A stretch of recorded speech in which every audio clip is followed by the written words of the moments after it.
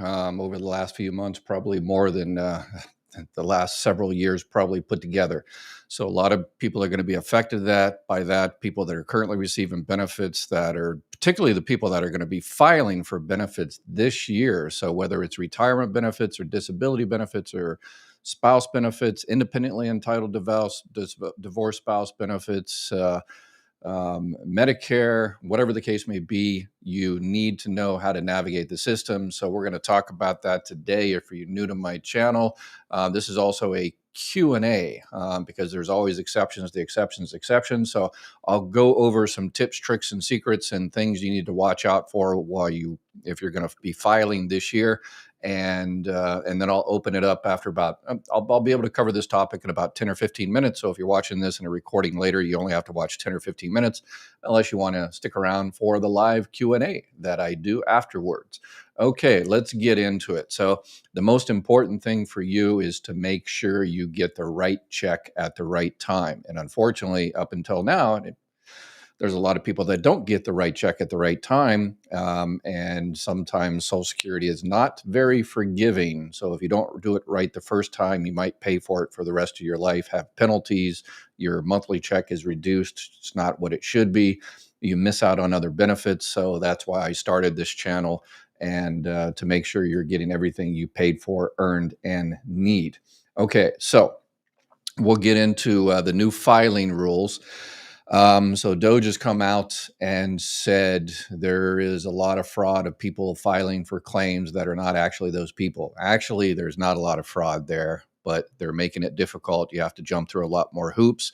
There's fraud other places in Social Security, people working while receiving disability, people working while, or taking early retirement. Not really fraud. They just, strategic overpayments, as I used to call them. But in terms of this type of fraud, there's not that much fraud of people pretending to be other people and filing for benefits on their record, because there's so many steps that you have to go through to file a claim. But for some reason, they pick this out to make it, I guess, more difficult. But these are the hoops you have to go through. Okay, so the new DOGE rules for Social Security, because DOGE is in charge of Social Security now. Make no mistake, the acting commissioner is a DOGE guy. And he said he takes orders from the other DOGE executives. And so the new rule is, if you're able to file online, 100% online, and everything goes through okay, whether it's retirement benefits or spouse benefits, or disability benefits or Medicare, then you should be good, because you ID yourself through the system. When you sign up for My Social Security, you have to go through a bunch of steps. And that's the number one tip I have for people out there. If you're going to be filing for any of those this year, then you need to go into Social Security, SSA.gov, set up a My Social Security account, go through the whole rigmarole. Yes, sometimes it is difficult to get set up there, but it's good anyway. I've been recommending people for years to set up a My Social Security account. Number one reason is you need to go in there and set up an account. That makes it 100 times more difficult for someone else to go in there and pretend to be you and set up an account. So that's number one. Number two is, you go in there and set up an account. I don't care how old you are, set up an account. Tell all your kids and nephews and nieces to set up an account, because once you file your taxes, you play with your friends at the IRS and you give them your ounce of blood or whatever, ounce of flesh, and you pay your taxes, then those numbers go to Social Security. And sometimes they don't. Your accountant or whoever types your Social Security number wrong, or whatever the case may be, and those earnings don't get to your record. And then you're going to be losing money the rest of your life, because Social Security determines your benefit amount on your high 35 years of earnings. And if a year or 2 years or 3 years or whatever aren't recorded correctly, then you've lost that money for the rest of your life. So it's easier to check and correct that mistake if you find it quickly. I get people all the time that said, I'm 67 years old, I'm going to go ahead and file, but it looks like they missed something back in 1982 and I don't have the records now. And so it's far more difficult, if not possible, to fix it a decade or 2 decades later. So go in there, set up a My Social Security account, check your earnings record. Okay, so if you're able to do that and you don't need any help, you don't have any questions, it's just a simple retirement or a simple spouse or a simple Medicare, then you can go online and do it 100% online. But Social Security, I just watched, they just came out with a new executive YouTube channel where they talk about the future of the agency. And they specifically say, they've been saying this for a while, but they want to push as many people onto the internet as possible, since, now it's even more important because they fired so many people or relocated them, as we used to say in the Marine Corps, voluntold to leave the premises. So they really want people to file online, which is fine if yours is an easy case. You don't have your earnings record is correct. You're filing for the right benefits. That's the problem. People file for the wrong benefits. Everybody thinks Social Security is retirement and Social Security cards, and that's it. They don't realize that, okay, well, there's also, you can file for retirement and disability at the same time. You won't get both, but you can file for both at the same time if you're disabled. You file for retirement benefits and also spouse benefits, divorce spouse benefits, independently entitled divorce spouse benefits. Should you file for retirement and then hold off on a surviving spouse claim, or should you file for a surviving spouse claim and then hold off on the retirement claim to let those increase for the delayed retirement credits until you turn 70? Should you sign up for Medicare? Should you sign up for Medicare Part A only, or A and B? And what about C and D in the supplement? So to just tell everybody, just go on the internet, and if your numbers turn out to be correct and everything is good, then you should be good. But if not, then sorry, we're not here to help you. And that's the unfortunate part of this going forward. And I guess supposedly they're going to have some AI, artificial intelligence, go in there and fix everything for you. But somebody programs AI as well. Okay, so and even when you do file online, and you think, well, I filed online, it was easy, I didn't have to talk to anybody. Nobody at Social Security, well, no, that is incorrect. If you file online, somebody has to look at it on the other end. And unfortunately, there's, very few employees at Social Security. That it's already been a 50-year low in terms of Social Security. Social Security has already been a 50-year low in terms of staffing. And now they're, working on probably 1935 numbers. So someone has to look at your claim and adjudicate it. They've been working on this auto adjudicate where nobody actually looks at it. You just push the button and it's done. But again, they need to check this. Okay, did this person, did they actually work in 1982 or not work? Why is there a gap there? They've got a spouse, they've got children. Are those addressed? The person said they might be a little bit disabled. Are they fully disabled according to Social Security? And all these different variables that they need to talk about. Okay, are you filing for Medicare? But should you file for Medicare? And should this person waste the $185 if they don't need to file for Part B at 65? Sure, it's mandatory, but it's not mandatory. So, that's the unfortunate part of pushing people online and not having enough staff on the other end to kind of review that claim before they process it, before they adjudicate it, and getting help. 53% of calls are answered. That's the executive meeting, what they were talking about today. Supposedly once everybody ends telework and they go back to the office, which Social Security employees are now back at the office, and which, guess what, didn't make any difference. As I said, it would make a difference. But now it's even worse because there's not that many employees out there. So if you're going to be filing for retirement or survivor benefits or anything like that, number one thing is to prepare and go online. With survivor benefits, unfortunately, you can't file that online. You have to schedule an appointment. So if you can't do any of those claims online, then you can call and schedule an appointment. One option, call and schedule an appointment and do a phone interview. And so that's what we've been doing, or Social Security has been doing for decades, is a phone interview. And then they ask you a whole bunch of questions, and that's how they ID you. But I guess that's not enough anymore. And you can take your claim on the phone, but then you will have to go in online and ID yourself through the My Social Security. If you can't do that, if you don't have internet access, you can't get in line, you can't get online, or whatever the case may be, then you will have to go down to your local Social Security office, and hopefully it's still open, and hopefully there's staff there, and hopefully there's not a 6-hour wait to get in, and it's not 122 degrees out there, and whatever the case may be. So this is going to be hurting a lot of the people that are the most vulnerable. So the elderly. So if you're 85 years old and you just lost a spouse and you're eligible for more survivor benefits, then the person's not tech savvy, or if there's nobody out there to help that person, then they're going to have to go down to the local Social Security office. Well, in that case, they'll probably have to go down there anyway, because you can't do a survivor claim online.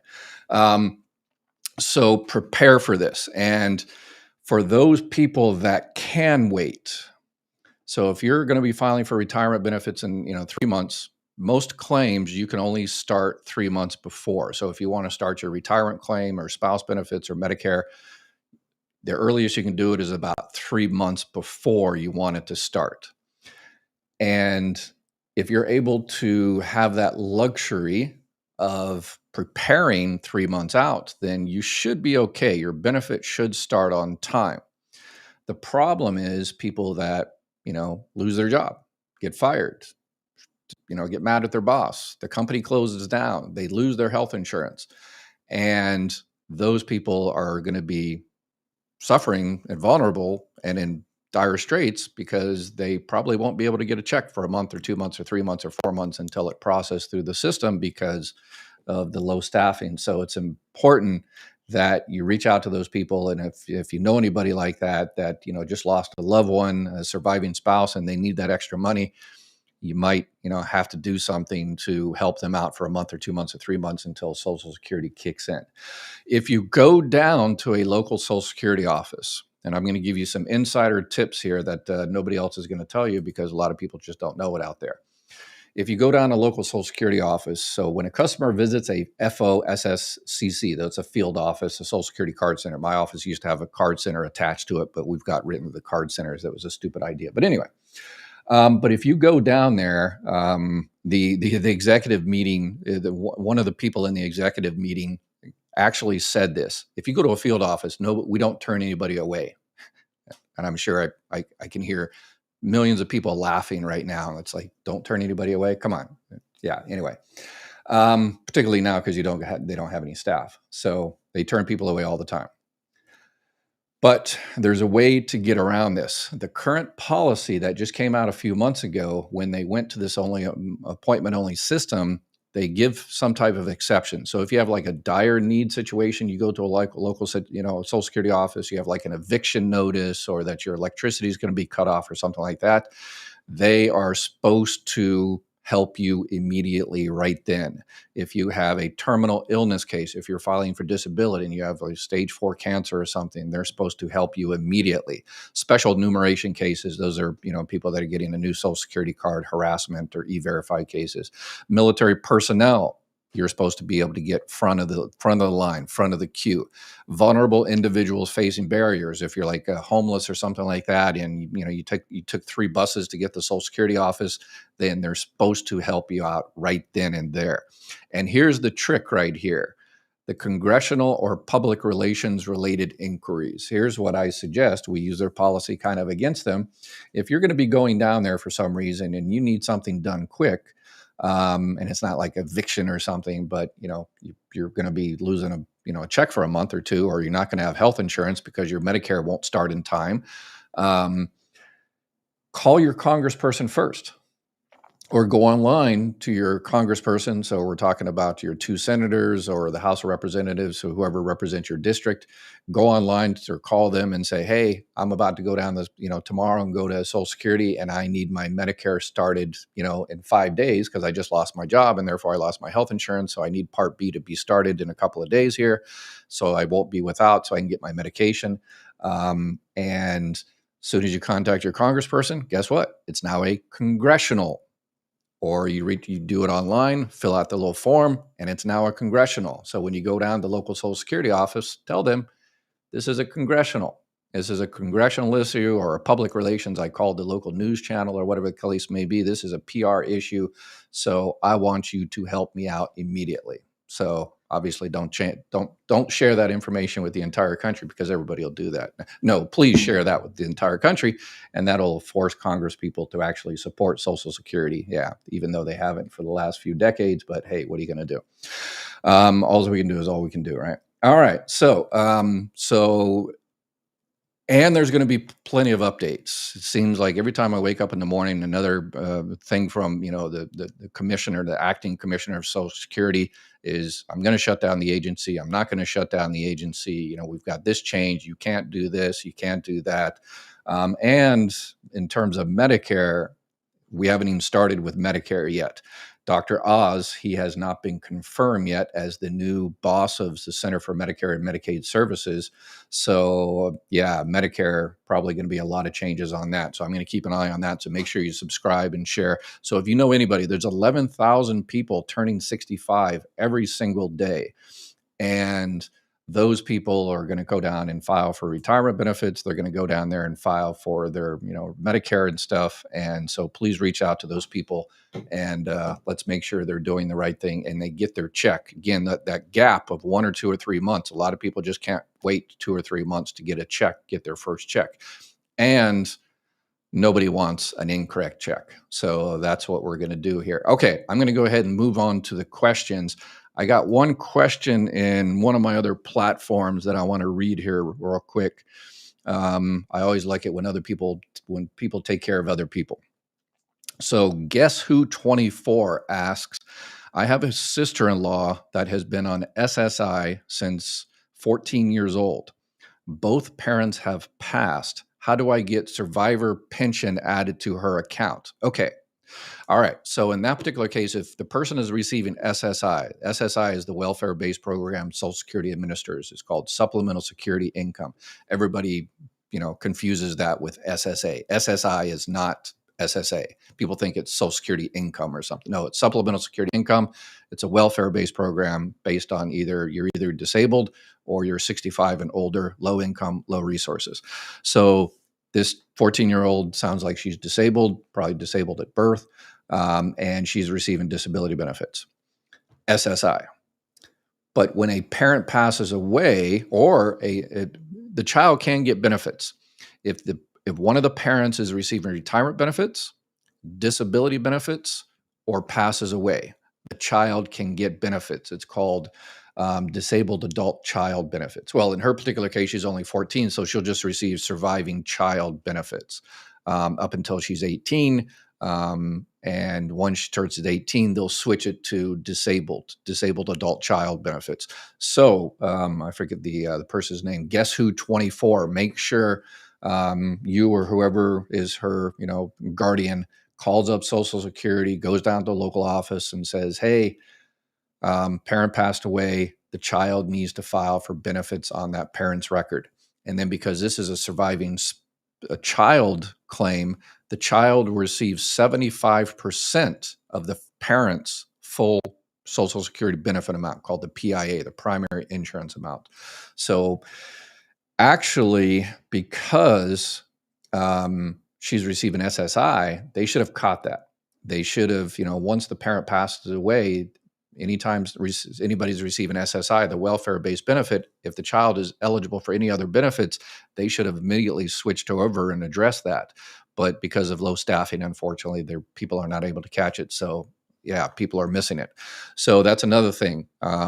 When you call up, say, hey, the parent or whoever passed away last month or 2 months or 3 months, and then make sure they give that child that back pay.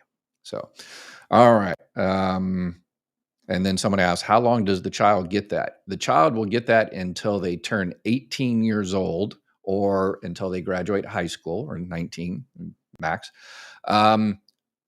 Or if they're disabled, they will receive it for the rest of their life, as long as they're disabled. It's called the Disabled Adult Child Benefit. So, all right, let's move into some other questions we have here. And remember, this question and answer period is sponsored by Chapter Medicare. So if you need help with Medicare supplements, Part D, Medicare Advantage, we've got a few more days. This is March.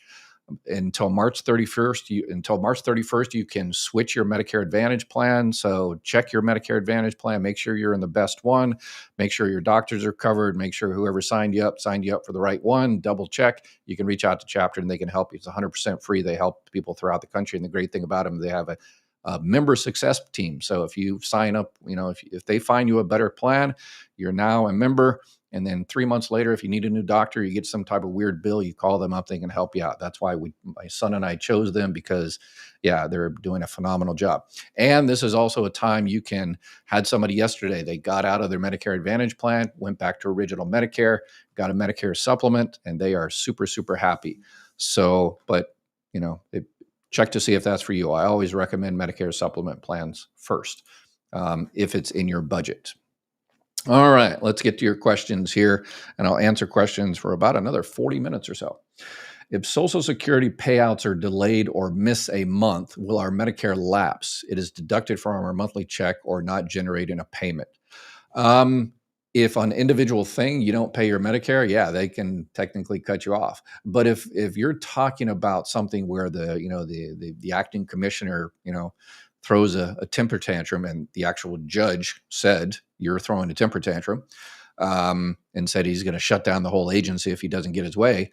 If something like that happens, I think they'll make some type of extenuating circumstances because everybody in the country is going to lose their Medicare if he decides to shut it down. So, but he was they told him to calm down, gave him a juice box or something, not sure. Married 24 years, each took our own Social Security early. He then got SSDI and back pay. We divorced. Must my PIA be 50% of his Social Security PIA, or is it 50% of his Social Security disability PIA? There's the same thing. Same thing. Social Security said the latter. It's the same thing. The PIA is the PIA. Whether it's a retirement or Social Security disability insurance, the PIA is exactly the same. So the benefit at the full retirement amount. Primary insurance amount is the PIA. Primary insurance amount is the amount at full retirement age. So, and you'll receive up to 50% of that benefit as a spouse or a divorced spouse. Why I say up to 50% is because depends on when you file for those benefits. So if you file early, then you'll receive less than 50%. So let's see, was supposed to get first check on 3/19/25, been checking, nothing is there. Went to Social Security and bank. All info was correct. No one could tell me what to do. Yeah, not sure what we're talking about. Ramona. Hey, Ramona. So are we talking about retirement benefits or disability benefits? Yeah, I would, if this is a new claim, then if you're entitled, your benefits started, sounds like your benefits started in February. And because Social Security always pays a month back like that, so your February check comes in March. So if this is a new retirement claim, I think it's probably just working through the system, and possibly the person that was working on your claim, that took your claim, was unceremoniously vacated from the premises as part of their mass, gutting of Social Security. So maybe the person that was working on your claim is no longer there. So unfortunately, you just have to, it's the new reality. It's DOGE Social Security. I love your channel. Thank you. And I think you are sincerely helping people. I certainly hope so. But I can't help unless y'all subscribe and like, and what's the other thing? Subscribe, like, and share. Yes, share. And that way the information goes out there. Yeah. Other than that, I'm just some idiot sitting there staring at a camera and talking for an hour. But I am that. But anyway. Self-deprecating Hooper. So anyway, I am one who made over $176,100 that I also had a small medical practice and I had to pay employee FICA, health insurance, 401k overhead. Okay. Yeah. So Carol paid Social Security Social Security FICA up to $176,100. Over that, you're exempt from paying FICA. And that's the main reason that, Social Security is going to be cut here in a few years, because of that. Carol does pay Social Security Medicare on every dollar she makes. If she makes, 176,000 or 17 million or 170 million, it doesn't matter. You pay Social Security Medicare on all of that, and actually more. If you make over 250,000, you pay an extra 0.9% for Medicare. But for some reason, yeah, you don't pay more on Social Security, and that's what's really hurting the system. Because, anyway, I'm 53 on SSI disability and stenosis degenerative discs. I sent in my short form CDR 2 months ago showing it has worsened, and I have doctor appointments every day. Haven't heard back. Should I worry? Nope. If no news is good news. Again, it's probably the person that had that continuing disability review is no longer there, got moved out or whatever. But there's also, this is a budget issue. I talk about this several times, that CDRs are budget driven. Congress gives Social Security a certain allocation every year, and they can't do any more CDRs than how much money they have to do those CDRs. So in your particular office, whatever office you send it to, they just ran out of money to do CDRs. So you're done. Don't worry about it. Yep. So my philosophy on CDRs, FCF. Forget about it until you actually get it. Once you get it, complete it. Once you complete it, send it in, make copies, forget about it again. So again, it's a budget driven issue. It's not, it's not you. It's not you. My DAC daughter, SSI plus SSDI, received a large lump sum payment for elimination of WEP under her husband's record. I need to know if this will be an overpayment that she'll need to pay back to SSI. Possibly, yes, probably.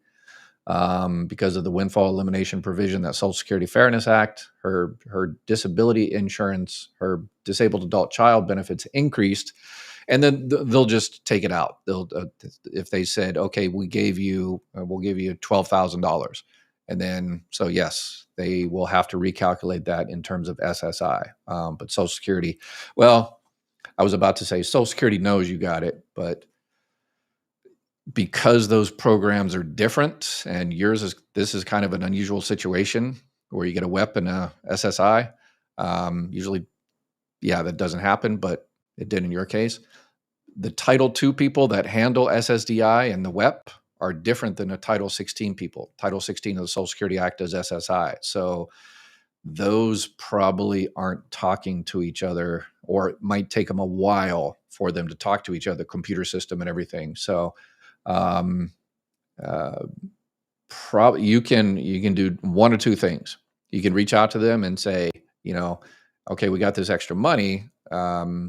If you got back pay, I would definitely do that. Well, you said you got lump sum back pay, probably going back to January 2024. So, all right. So because you got a lump sum payment, I would contact Social Security and tell them, hey, they probably don't know because you're talking to the Title 16 people. You'll say, hey, your compatriots just gave her a bunch of money. And they're like, oh, really? Oh, okay. All right. Well, let's figure it out. And they'll do the calculations. So that's probably your safe bet, is to just reach out to them. And because, again, the two systems are different systems. Let's see. I receive a check under Difficulty of Care Act 2014. If I apply for Social Security benefits, will these funds count as income? For Social Security benefits, we're talking, let's say, retirement benefits. So if we're talking about retirement benefits, no. If it's not income in terms of work, then, or self-employment from business, then no, it does not count. We're talking about retirement benefits, early retirement benefits. If you're after your full retirement age, doesn't count at all. If you're receiving disability benefits, SSDI, then it doesn't count because it's not considered work, and it's not workers' comp, it sounds like. Liz, a family member has guardianship of her niece with Down syndrome. Niece, well, number one, Liz, thank you for asking this question for a family member. You're awesome. Niece is on SSI. Can she qualify for DAC on the mom's benefits if she's living with her aunt? Yes. If her mother is receiving benefits, absolutely. If her mother is receiving retirement benefits, disability benefits, or deceased, yes, the child can file for disabled adult child benefits. Even if she's living with her aunt, that doesn't matter. So her aunt will just be the representative payee for those benefits. Yes, but tell the aunt to contact Social Security. And again, this is one of those things that you have to, because the child is receiving SSI. Anytime you receive SSI, the welfare-based benefit, you have to apply for any other benefit you're eligible for. And she just could very well be eligible for disabled adult child benefits. So ex-husband hasn't worked in about 15 years, has his work 40 credits. He'll be 62 next year. Has his Social Security account grown even though he hasn't contributed to it in recent years? No, other than COLA, no, it hasn't grown. So yeah, there's two ways your benefits can increase every year. One is COLA, the cost of living, whatever, the bean counters determine COLA, the inflation rate is. And then if you work and pay into Social Security and that's one of your high 35 years of earnings, then your benefits increase because of that. What is your thoughts on what the current administration is doing with Social Security? Not good. Firing all these people, getting rid of them, reduction in force, whatever you want to call it. Social Security has been a 50-year low. There's a lot of people that are going to suffer, not going to get the right check at the right time.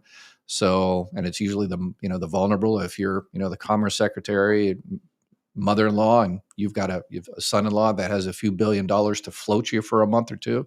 If you don't get your check, then I guess you're okay. But everybody else needs their check on a monthly basis, and they just can't wait. If you're gonna, gut, the employees, okay, cost efficiency, whatever the case may be, but first you make the system more efficient. Social Security has been begging Congress for decades. We need to update the computer system to make it more efficient and be able to, all this. And Congress has refused because they don't want Social Security to succeed. A lot of the people that are in power don't want it to succeed. They want it to fail so they can, sell it off to the highest bidder. So 50-year low, antiquated computer system, that's the plan. And it's working out perfectly for those people that want to sell it off.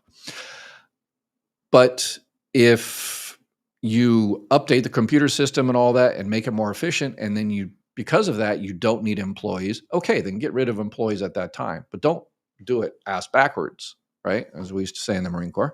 Get all the employees, because, while we're waiting for the computer system and everything to be more efficient or whatever the case may be, months and months and months, there are going to be a lot of people that are suffering. So it's unfortunate. But luckily, y'all won't, because all the tips, tricks, and secrets on how to make sure you get your benefits, and you're looking out for all those people around you and preparing them and coming here and asking specific questions.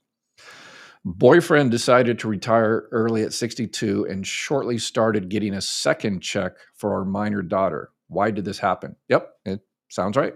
Yep. So anytime a person receives retirement benefits, disability benefits, then if they have a child under the age of 18, then that child will receive benefits up until they're 18 or graduate high school or 19.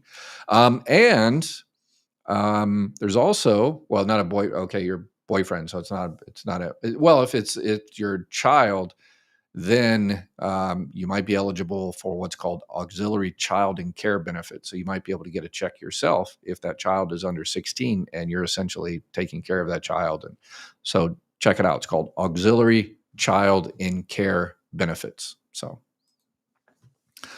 I am 64 and I'm on disability Social Security since I was 62.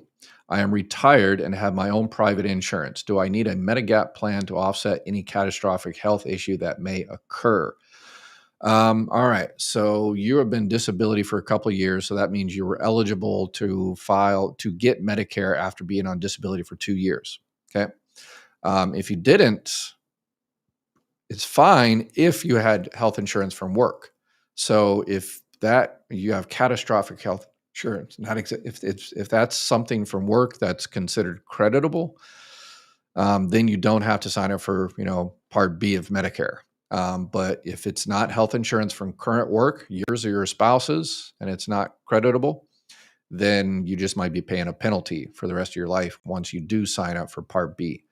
But if you have a Medicare Advantage plan, which most people, that's all they can get when they're under 65 and on Medicare. Depends on your state. But once you turn 65, then you can get whatever you want. They can't deny you for any health issues. They can't ask you any health issues. They can't charge you extra. So for a Medigap plan, Medicare, Medicare supplement plan, N or G. So a lot of people that are on Medicare Advantage plan, early because of a disability, they switch to a Medicare supplement plan at 65 because they can't be denied, and so they can get whatever they want. Again, if it's right for you, always check out your options. Anytime you check out Medicare, always ask whether you call chapter or your brother-in-law or the guy down the street or whoever, it doesn't matter. Always say, hey, I need to start my Medicare Part A and Part B, and I know Medicare Part B, there's a lot of financial gaps, and I need to find something to get, fill those financial gaps. Tell me about Medicare Supplement Plan N and G. And then once they tell you that, then say, okay, now what's the difference between that and a Medicare Advantage plan? And then you'll be fully aware of what's going on and what's available out there to you. So I reached full retirement age this year, but have been on ex-spouse benefits. He died early. Make a call with a person appointment. Okay, I reached for all this year, but I've been on ex-spouse benefits.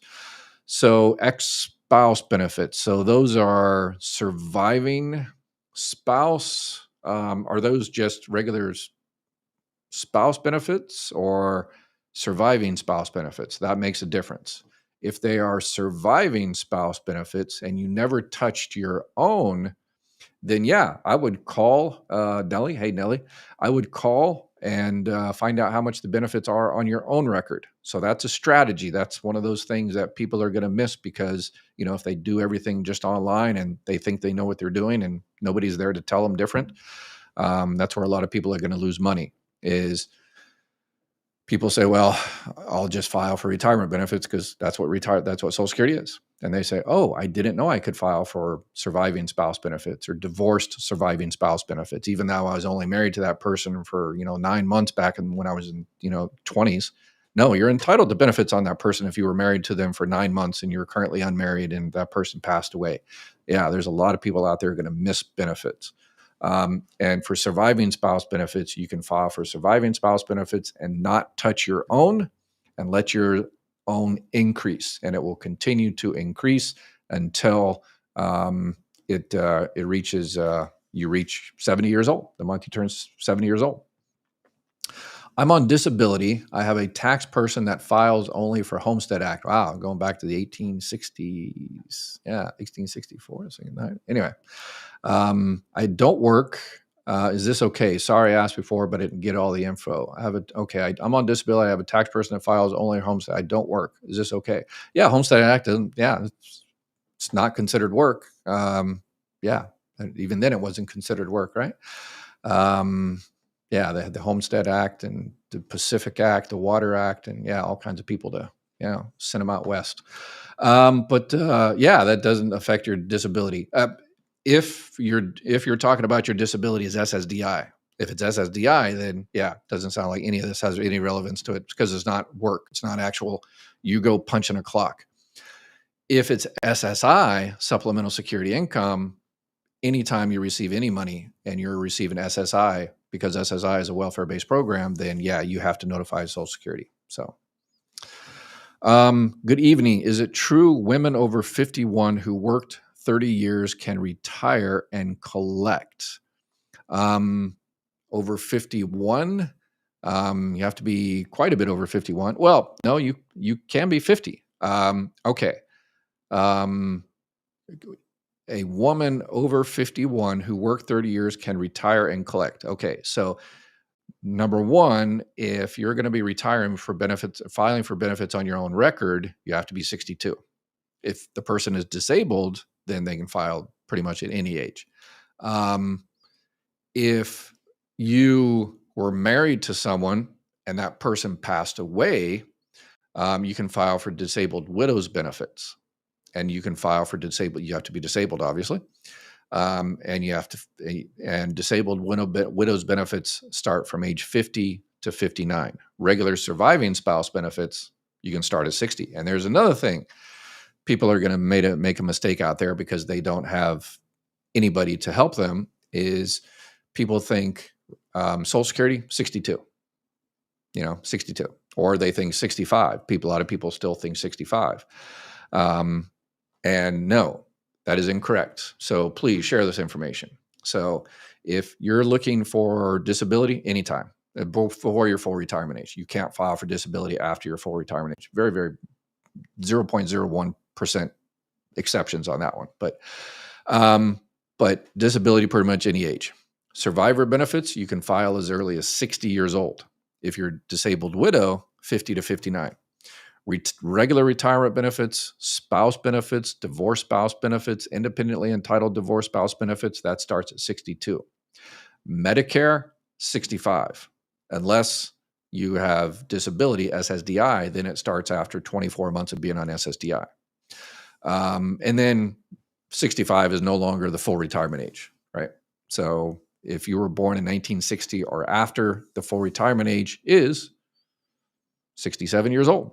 So, and now they're kicking around ideas so I don't know what's going to happen here. I'm going to be 65 in June. I am currently on disability. I want to start receiving SSI. So SSI is the welfare-based program. So the max you can get on SSI is $967 this year in 2025. If you are on disability and get more than that, you're not eligible for SSI. If what you actually mean is regular Social Security, that means you have to give up your disability and go on to regular retirement benefits at 65, and you're going to get a reduced amount. So you're just asking a question what everybody asks, which they just don't know. If you're on disability benefits and people think, well, I'm on disability benefits, and if I go ahead and retire at 62, I'll get more money, right? I'll get my retirement benefits too. No, you won't. You'll get less money because you'll have to give up your disability, and you will go on a reduced regular retirement benefits. So yeah, unless there are, 1%, less than 1% of people that do that. And who would do that? Well, if you're 62, 63 years old and you're on disability and, disability, you're very limited in how much you can work. And you're like, I want to work more, then you can stop your disability, get on retirement benefits so you can make more money. So, but if you're not doing something like that, then no. Okay, even though some have been getting payments for years, do we have to go in person to prepare to identify ourselves starting April? GC, be free. Thank you very much for that question. Thank you. Appreciate it. No. So if you're currently receiving benefits, there's no changes as of now for that type of thing. You don't have to necessarily go online or anything like that. I would definitely recommend going online and setting up an account, and that way you can, if you ever need to change your address or change your direct deposit or get a 1099 for how much you're receiving, that's always a beautiful thing. But do you have to? No. The only reason you would have to is if you're going to change your direct deposit. But even then, you don't have to go online. But to change your direct deposit, you will have to visit a local office. So, but in your case, GC, if you're going to be just, staying where you're at, and you're all good and you're all cool and copacetic, then go on with your life and enjoy it, and don't worry about all the Social Security garbage. But please share information and channel and all that kind of good stuff with your friends and family that might need help. Is it true that we all now have to, as of April 2025, go to a local office to verify identity? It's all over Google. Yes, if you're going to be starting a new claim, if you're going to be filing for a new claim. So, but if not, as I just talked to CG, no. Let's see here. Raggy, finally, they have put some information on the front page before you log in at the Social Security webpage explaining the stuff you were talking about. Okay, yeah, I was watching that stuff today. So, but it's in typical legalese, so it's kind of hard to understand it. Yeah, and there's so much myth out there. So, what about people who were told that they got to lose $328 because their rent is $550. Social Security told me that I'm not paying fair market value for the house. I'm renting because the land. Oh, okay. So this is part of the new ism. So last year, they changed a couple of things. This is for SSI. So you're on SSI, Supplemental Security Income. And they changed a couple of things last year, the ISM for food and the ISM for rent. And the ISM is in-kind support and maintenance. So basically, if before, if you were receiving SSI, the welfare-based program, and somebody, gave you some food, they would count that against you. Somebody being nice, your relative or church or synagogue or mosque or whoever gave you some food, and it's like they would count that against you. It's like, wow, that's kind of sucks. They kind of ended that. And then they did the same thing with rent too. So they say, hey, if someone is kind of giving you a place, then we're not going to really count that against you, unless someone's giving you a room that's usually on the fair market would be like $1,000, and they're giving it to you for $100. Yeah, that's what it is right there.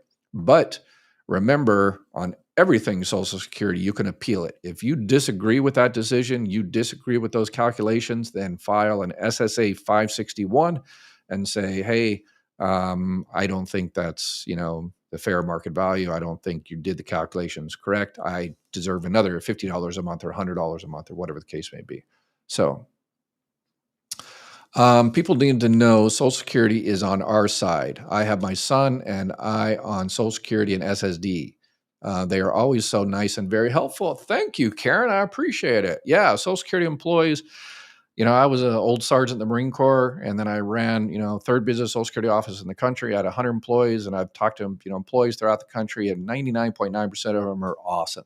Everybody has their bad days, and some people don't have the best bedside manner when they talk to people and stuff, but anyway. But yeah, I loved every minute working at Social Security. It was awesome. I don't think I would like to work there now. But yeah, when I was there, I loved every minute of it. And the people that were bad, in the old days, we could get rid of them. I've fired many employees that worked in my office because we could hire somebody else. So if you've got someone that, just doesn't pull a full load, or they're not the greatest at bedside manner, or just right out rude and stuff, so some of those I'd fire anyway. But if you got someone producing 80% of what everybody else does, and you're like, yeah, I really need someone to produce 100%. So I need to fire this person, but you can't hire somebody else. So it's either 80% or zero. So there's a lot of managers out there that would like to cut people in their office that they really, really, really, really like to fire, but they can't because they can't replace that person.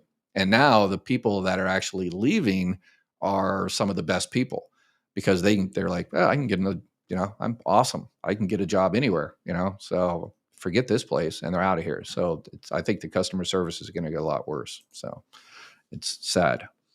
Watch some of Dr. Ed's prior vids. A lot of these questions have already been answered. Yeah. Yep. That is a fact. I've got like over 1,000 videos. But yeah, to go through all those is a nightmare. So yeah. Let me see. I'm just randomly picking questions here, so I apologize. I'm skipping over a lot of questions. I have been on Social Security most of my life. I was born disabled with a vision. I need to know if I would be eligible for my mother's Social Security, and my mother has passed away. I am 66.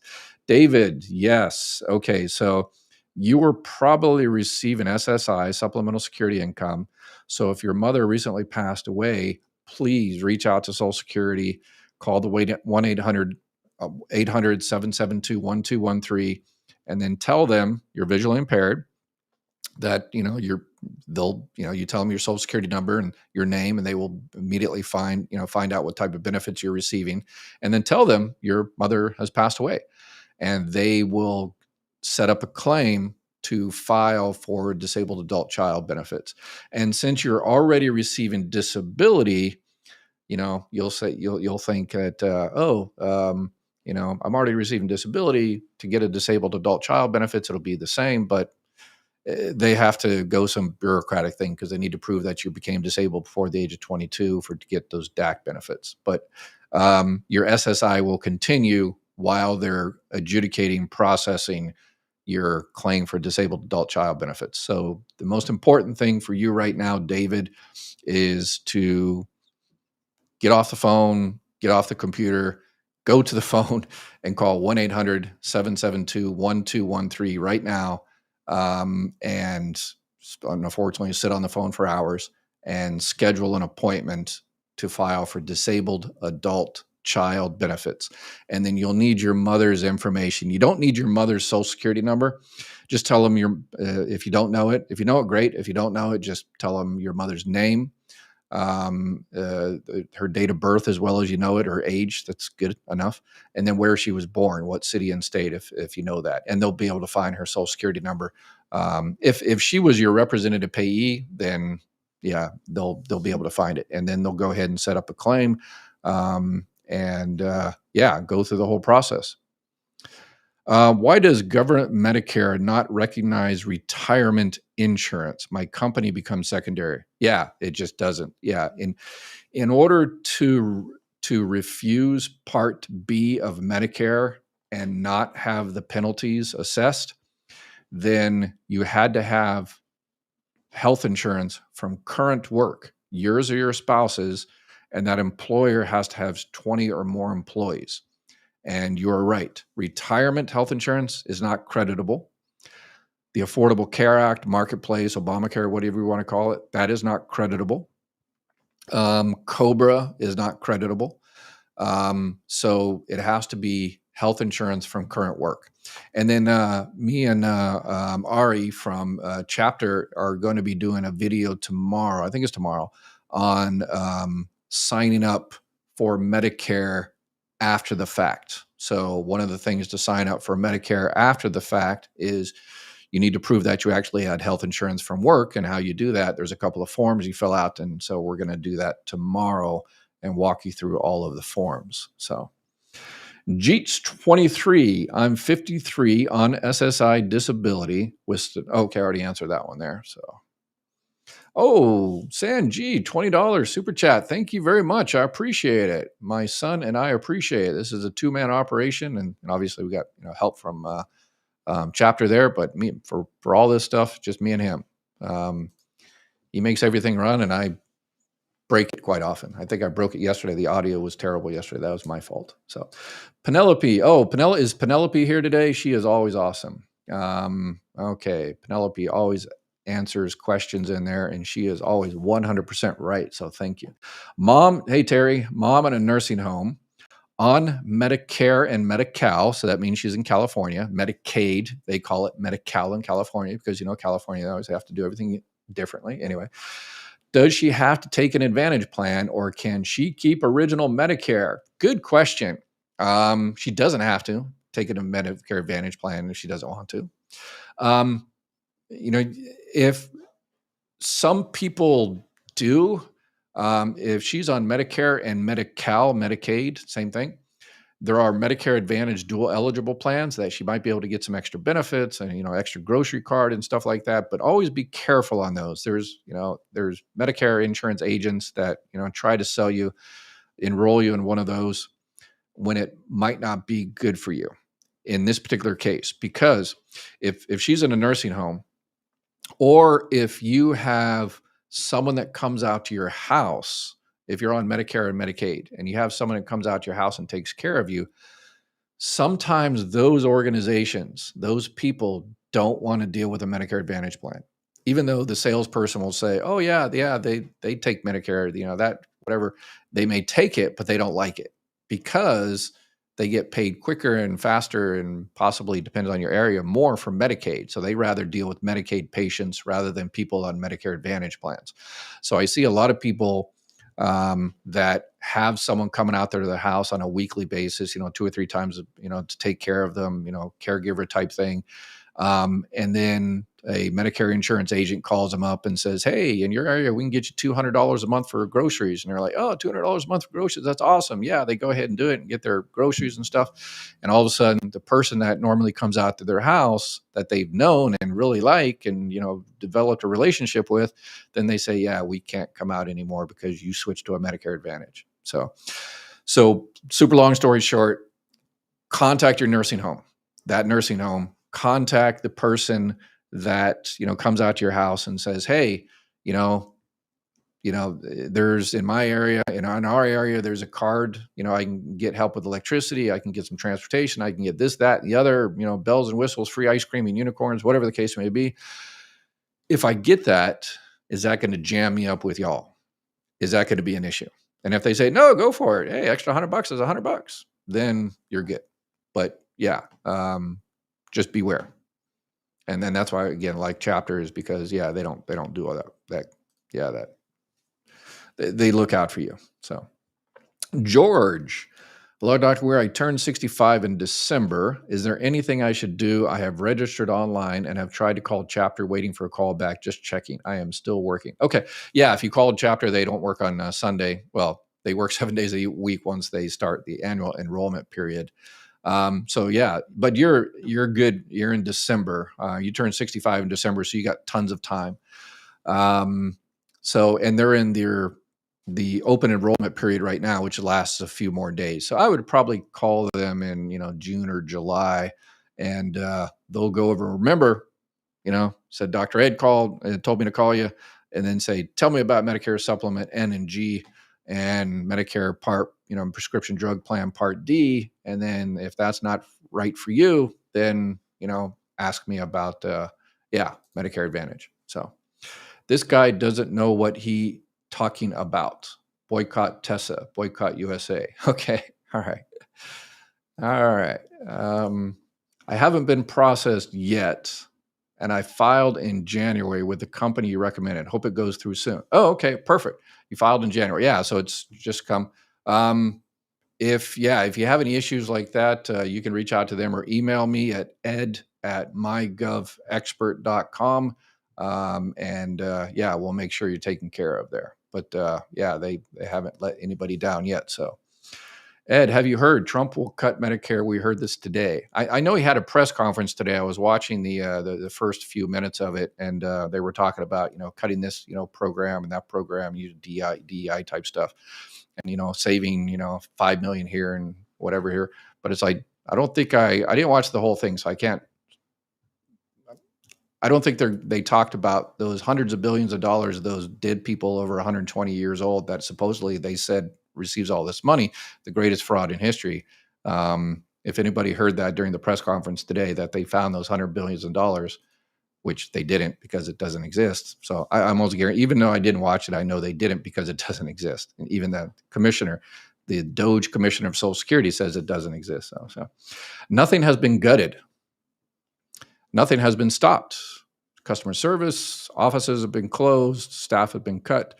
DOGE is making recommendations only, but those recommendations are all being followed. Cuts can only be made by Congress. What about the 7,000 people that were unceremoniously vacated from Social Security? I don't think Congress had anything to do with that. The fear-mongering on here is incredible. Again, sorry. The facts speak for themselves. I'm getting spousal benefits now.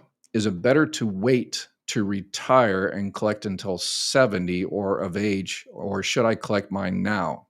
And will I still receive his also? Okay, so you're receiving spouse, so that's got to be surviving spouse benefits, because that's the only way you can receive, spouse.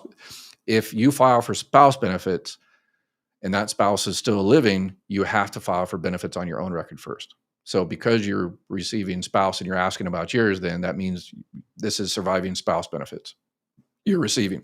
So in terms of filing for benefits on your own record, you can wait all the way up till you're 70. So anytime between now and 70 years old. So if you know how much your benefit is on your own record now, and if it's more and you need that extra money, then start your benefits now. If it's going to be a lot more at 70 and you can wait, then go for it. Wait. Question: what is Social Security benefits actually worth for individuals? Is it $500K or $3 million lifetime benefits before death on primary? Okay.